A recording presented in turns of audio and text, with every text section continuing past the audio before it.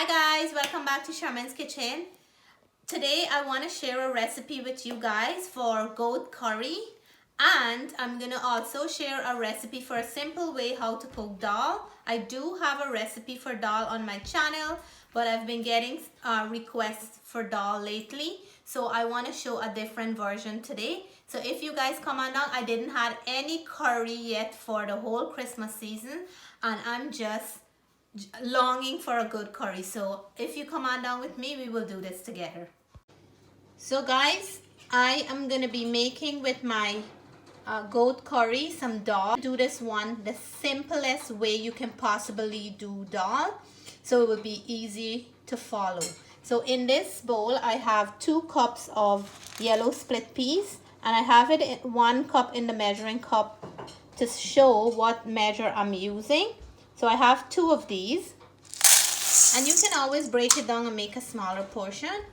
And I have 2 small onions that I'm going to be adding to the dal.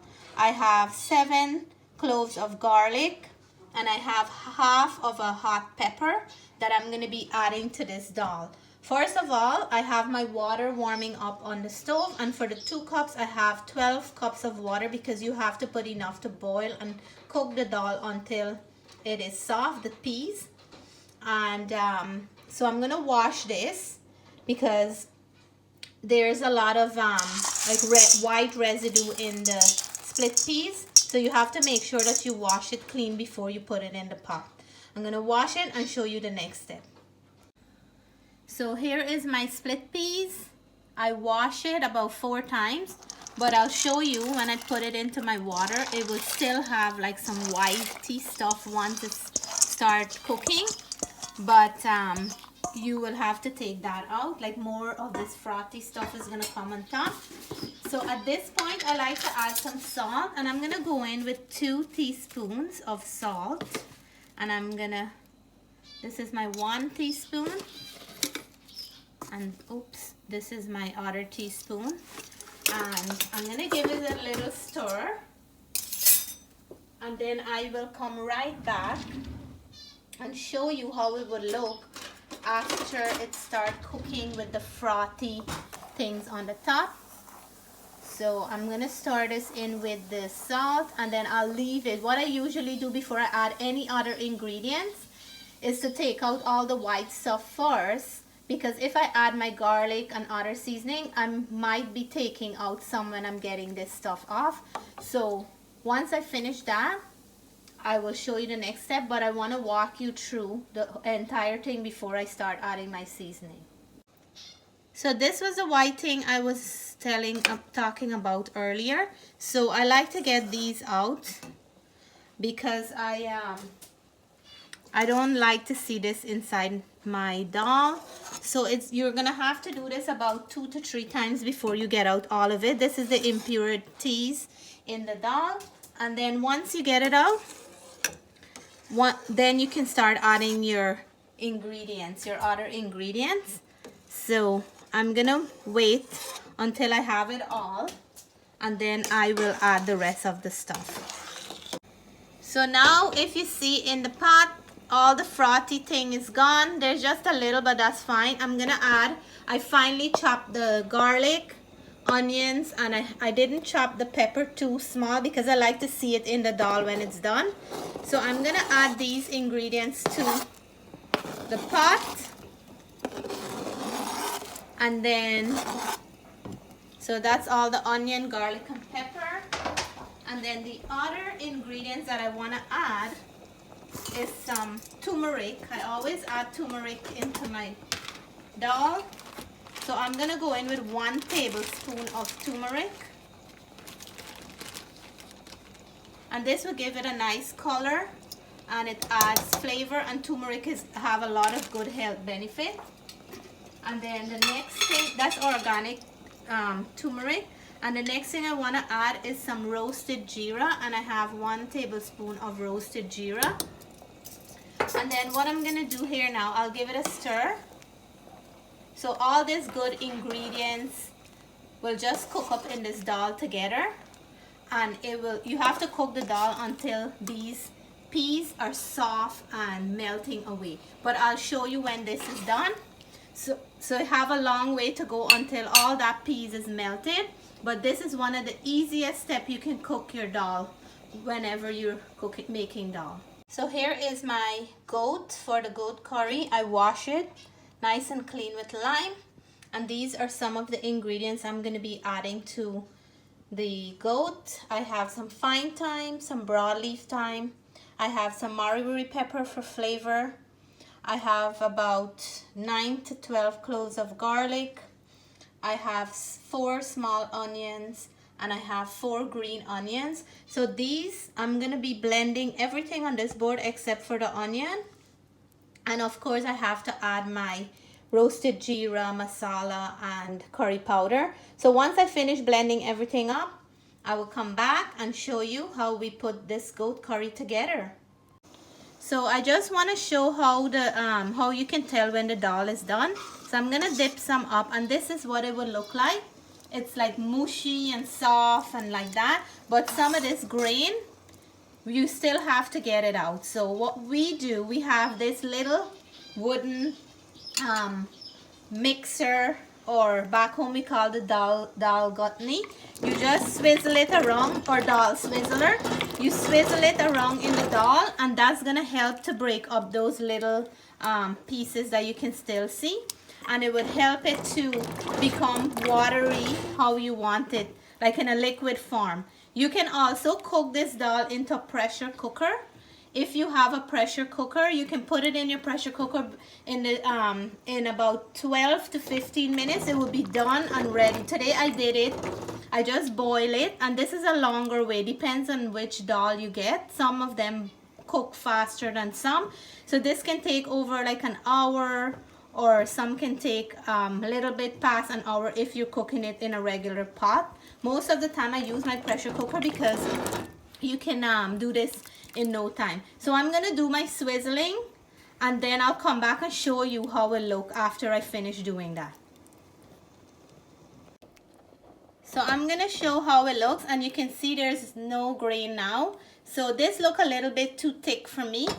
So I'm gonna start adding some water, and I warm up some water on the other side, and I'll add that to in here about 1.5 cups of water, because I want it to have a nice, I want it to be nice and not too thin, not too thick. So this is a good consistency that I'm looking for. At this point, you can taste your dal. If you need to add a little bit more salt, this is a good point. But at this is looking pretty good. So what I'm gonna do, the last step we usually do when we're making this dal is to chunky the dal. So I'm gonna show you the process of chunkying the dal now. So I have 2 cloves of garlic, and this is what I'm gonna use to chunky the dal. So I normally cut them in halves, and then I cut them back into thin slices to chunky the dal. And I'm gonna do the other one, and then I'll show you the next step. So in this little skillet, I have about 1 tablespoon of oil warming up, and what I like to do is add in like 1 teaspoon of whole geera into that oil, so it can start frying up a little, because this is raw whole geera. So I like to cook the geera a little to get that nice flavor, the geera and the oil flavor to put into the dal. If you don't have whole geera at this point, you can also use your regular ground roasted geera, but you won't put it in at this point. So I'm gonna let this fry for like a minute until it's nice and brown, and then I'm gonna add my garlic into here to brown up a little, and we will add that to the dal, and that's what we're gonna how we're chunky in this dal. But this adds another level of flavor to the dal, and it makes that dal smell so good. When you smell that, you know exactly somebody's cooking dal. So the jeera's been frying for a little. I'm gonna add my 2 cloves of garlic that I just chopped up. And that's the sizzling sound that I like to hear when I'm chunking dal. And the oil with the jeera and the garlic smells amazing. So we will cook this until it's nice and brown. If you don't like yours brown, then you can take it out like this. But I like to see that nice brown color on the garlic. So I'm gonna let it go for a little bit more. And all you do is just swizzle it around. You can do this in a little frying pan as well. And I can see my jeera is looking nice and dark. So I'm gonna start putting mine in now because this is a nice color brown I'm looking for. And I have the dal right here. So when you're chunking the dal, this is the sound that you wanna hear.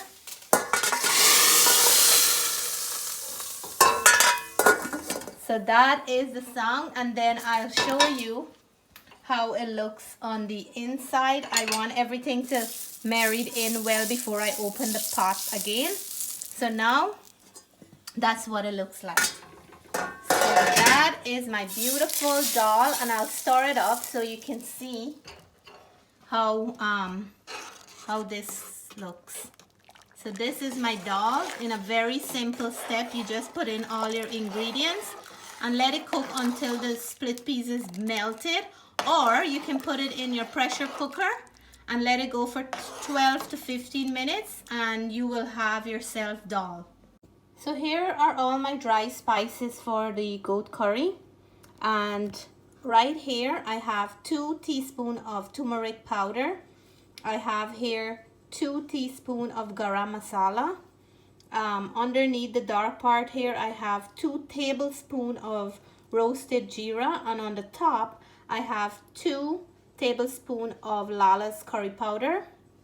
Right on the side here I have 2 teaspoons of duck and goat curry powder, and I'm gonna add all my blend up seasoning, which is the garlic, the green onion, pepper and thyme into here, make it to a paste, and I'm gonna start chunking the curry now.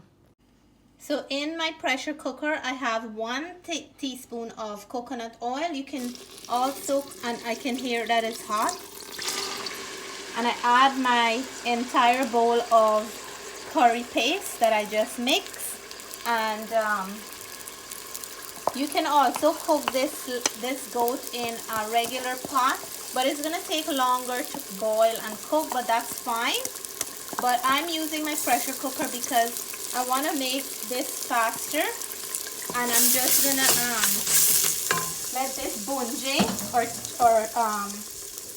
I'm gonna let this masala bunje, meaning we're cooking up the masala until it's nice and brown, and then I will add the meat to the mixture. But what I'm gonna do for now, I'll let this cook for about 2 minutes, and then I'll come back and see if I have to leave it to cook some more, because I like when my masala is brown up a little. So my masala is cooking up a little. I'm gonna add some water to it because I want this water is gonna help it to cook up some more. And I'm gonna add my onions now. I like to add my onions to cook a little with the masala. And that's the small onions that I cut up earlier. So I'm gonna put those in here. And guys, everybody cook differently.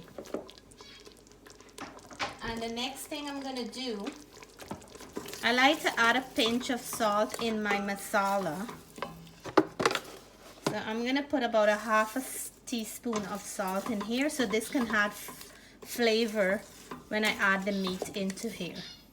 So I'm gonna let this cook for another minute or so, and then we will come back and show you the next step. So this is ready now. It is actually sticking to the bottom. That's how I know that it's time for me to add my meat. So I'm gonna add the goat now. And what I did earlier, I add a little bit of salt to the meat, and I add some of the seasoning that I'm putting into that I put into the curry paste mixture.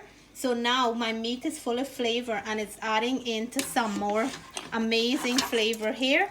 So I will turn this up to make sure all that curry paste and that masala and ingredient get coated to every part of this goat. And then I'm gonna let it cook until all its natural water is cooked out. So I can see in here that it is coated, and I'm gonna let it cook. And once the water is the natural water is cooked out, I'm gonna add a little bit of more of water, pressure it, and let it cook until it's soft, and then my curry will be ready. So this is cooking up nicely, and I want to add some potato to this. Most of the liquid is gone. You notice I didn't add any salt because I had added some salt to the meat before I put it in the pot, and I did add a little bit of salt to the masala when I was chunking the masala. So I have 5, 6, 7 small potato. I am using small potato for this one because I don't want to cut them. I want to add them in whole like that, and that's the purpose of me using small potatoes. You can also use larger potatoes and cut them into smaller pieces, but I'm gonna turn this up because this is starting to stick to the bottom and I don't want it to burn. So I want some of that curry flavor to go on the potatoes before I add extra water in here. And this is looking amazing. I know the steam is a lot and it's hard to see, but look how this is looking. My goat curry is coming nicely together. So I'm gonna give this a little stir, and then I will add my water and let it cook in my pressure pot for a few minutes, maybe half an hour or so, and it's gonna be nice and soft and tender. So now I think it's time for me to add my water. This is looking good and smelling great. The water is evaporated and it's starting to stick again to the bottom, so I know that I have to add more liquid. So this is the liquid I'm gonna add now to cook this meat until it's soft and tender. I have about 2.5 cups of water in here, just enough to cover the meat. And I'm gonna cook this a little bit on the drier side because we're eating it with dal. So we're gonna make like a dry bunje here. So I'm gonna cover my pressure cooker and come back about half an hour time. They should be ready and nice and soft. So here is my dal and here is my goat curry. I put my potatoes, look like eggs, but they're whole little tiny potato. I can't wait to dig in and let you guys know how this tastes, but it is smelling so nice in my kitchen right now. So I'm gonna plate it up and let you guys see. So I'm gonna dig in now and let you guys know how this tastes. I didn't cook goat for a long time. I usually cook lamb. So I wanna mix everything in here, and this is my potato. This is nice and soft. And for all my viewers and all my subscribers, I like to share the dinner with you guys. So I'm just gonna get a piece of this, and I cook my lamb, my goat in the pressure cooker. So it is nice and soft. And this is smelling so nice. So a nice mouthful here. To all you guys, I'm gonna taste now. Wow, so good, so flavorful, so delicious. Oh my god, I just love all the flavor coming together with the dal and the curry. So I hope you guys like this recipe. Give me a thumbs up if you like this recipe. If you haven't subscribed yet, what are you waiting for? Until then, I want you guys to stay blessed, stay safe. Bye for now.